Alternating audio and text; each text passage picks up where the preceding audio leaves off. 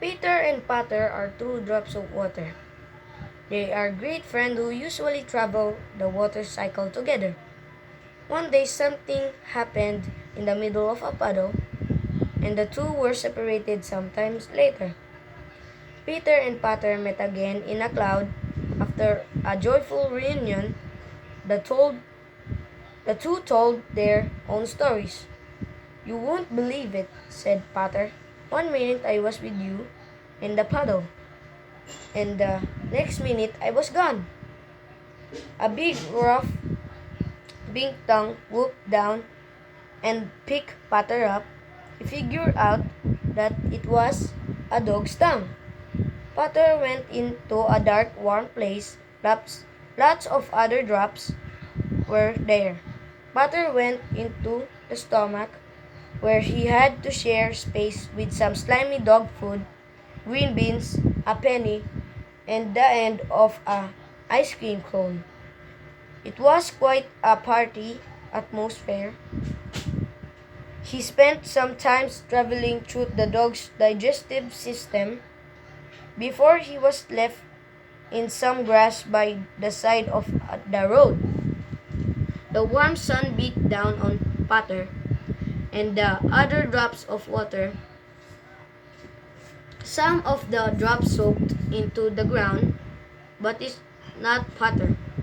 Soon he became heated and began his journey back up to the sky. He and many other drops were getting together, forming the cloud when he had spot Peter.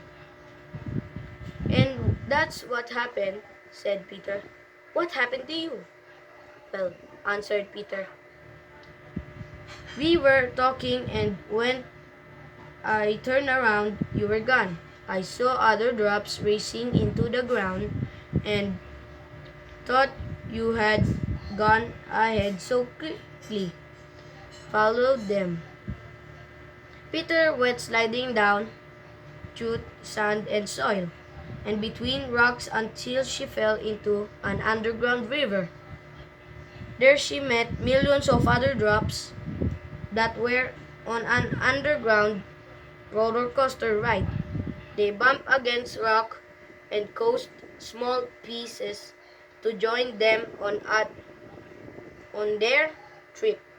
They swept along anyone who would come with them until they slowed and joined a great trip. They swept along anyone who would become with them until they slowed and joined a great lake. Slowly over time. Peter worked her way up through the thermal layer of the lake until she found herself a surface.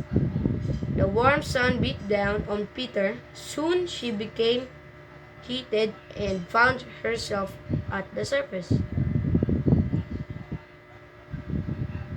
until she began her journey back up through the sky into the cloud where she had found Pater.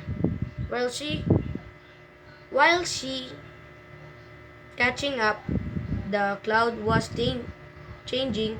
They saw a flash, then heard a loud rumble. Let's go, said Peter. See you in the puddle, said Pater.